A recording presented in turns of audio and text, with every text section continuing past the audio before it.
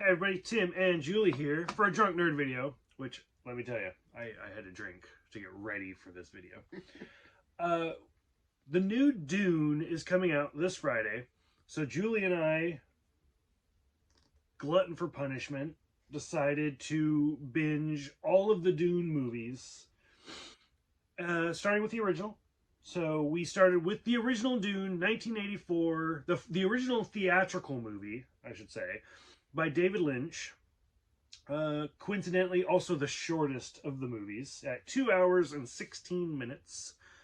I don't know, I have a lot to say. This is like it's a very split movie. It's literally the definition of a cult classic. Some people absolutely love it. They think it's great. Some people think it's a hot mess of garbage. I have read the books, but it's been a long time, so even then I can't really pinpoint everything. Like I said, I have tons to say because I know a lot about this movie. But Julie has not seen it before, or if she has, it's been 30 years. Yeah, at least. So I'll let you start the discussion as the first. We'll pretend this is the first time. What did you think of the movie?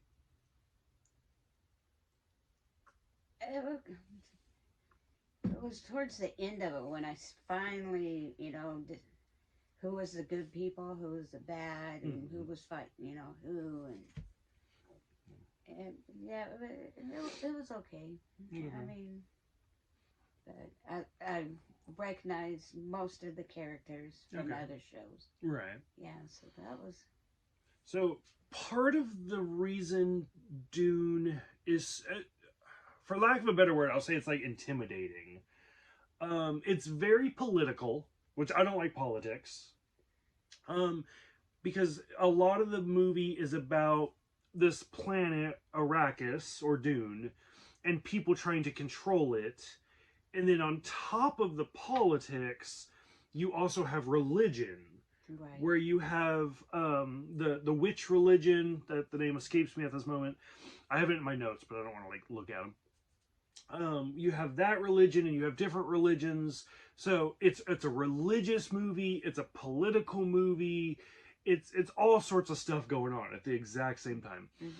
The books have very often been considered like this epic, very similar to like Lord of the Rings, for example, where there's a lot of mythology. There's a lot of storytelling.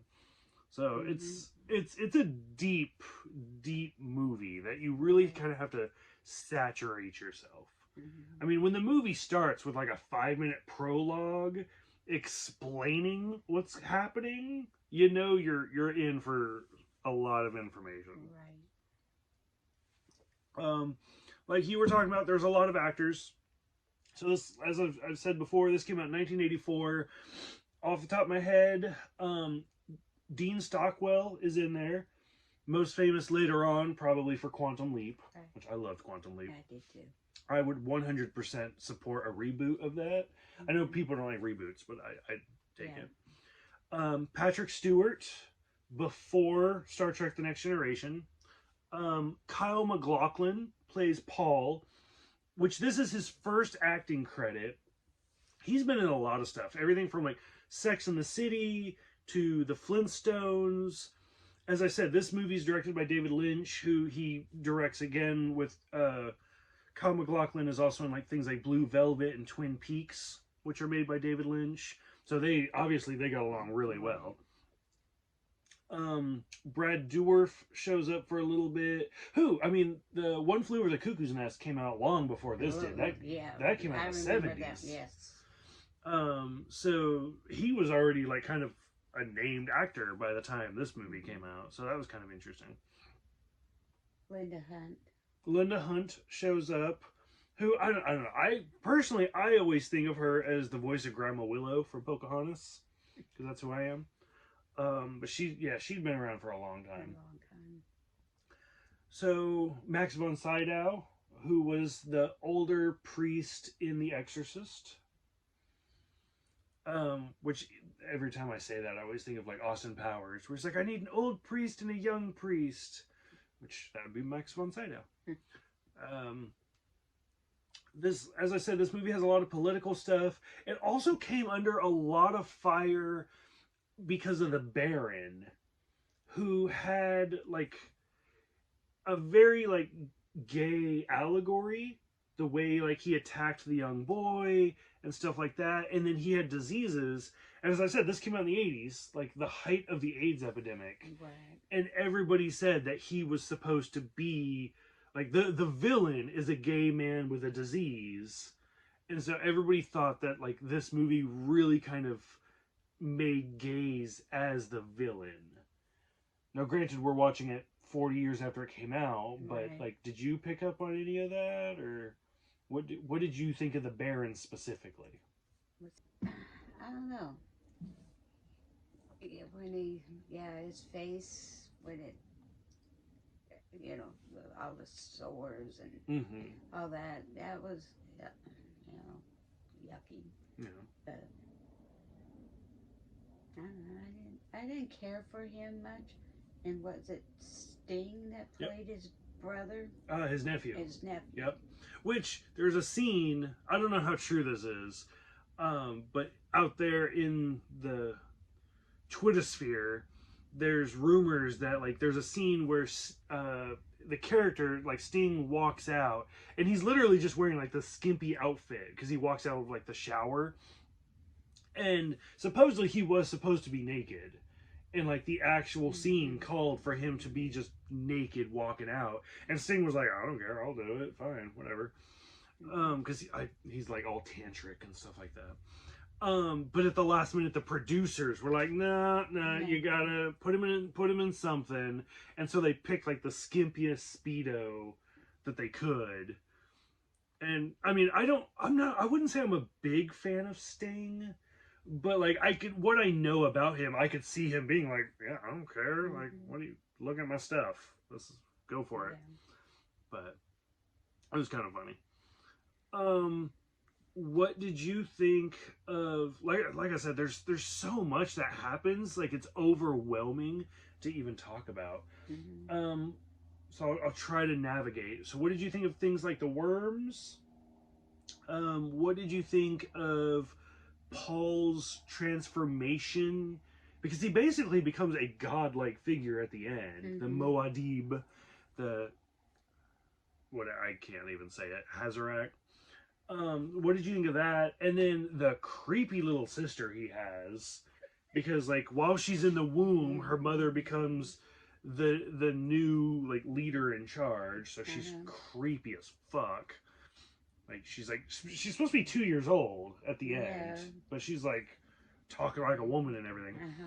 And then the very abrupt ending where they're like, oh, there's rain on Acaris, yeah. The worms to me weren't that scary. Okay.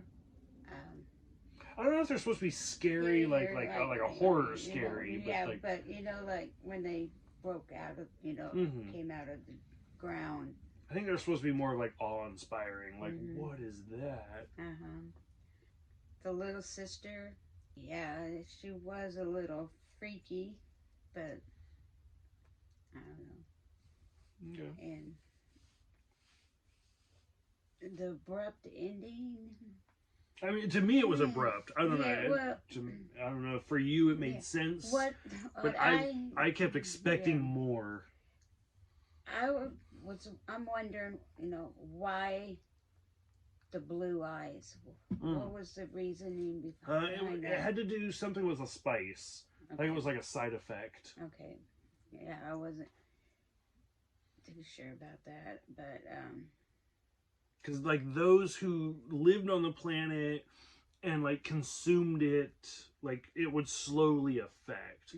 That's why like when Paul first got there, he had normal eyes, right. But once he lived among them, and then it jumped 2 years into the future, so 2 years later his eyes had finally turned blue, right. So but yeah, it was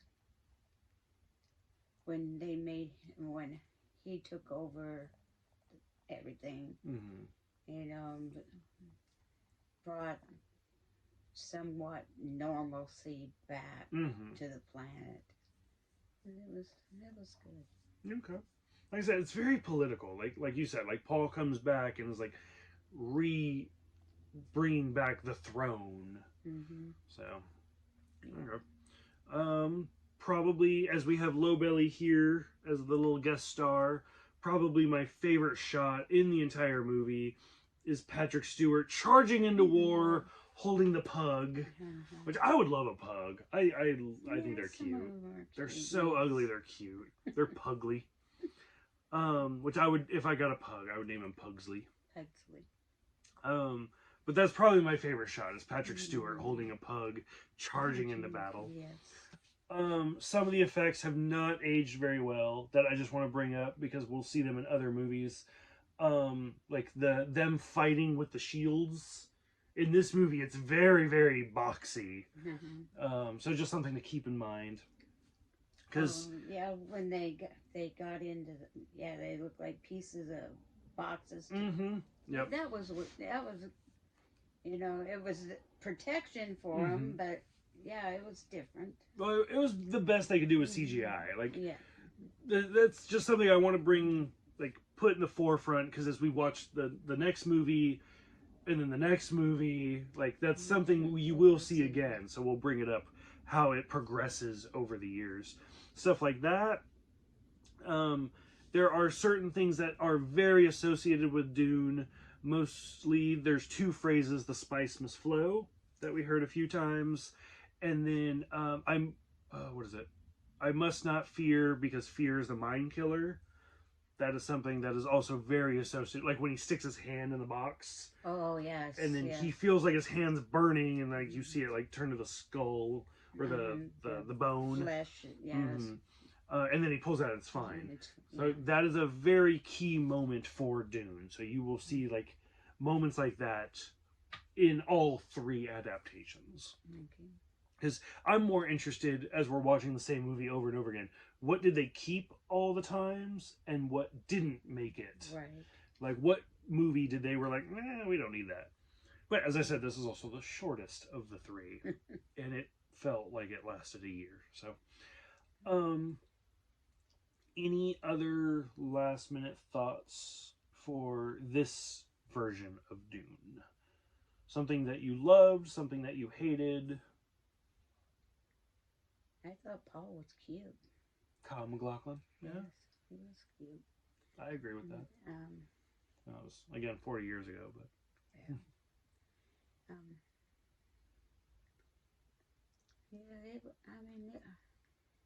It wasn't quite as bad as he made it out it was going to be. I gave Julie a warning. I was like, are you sure you want to do this?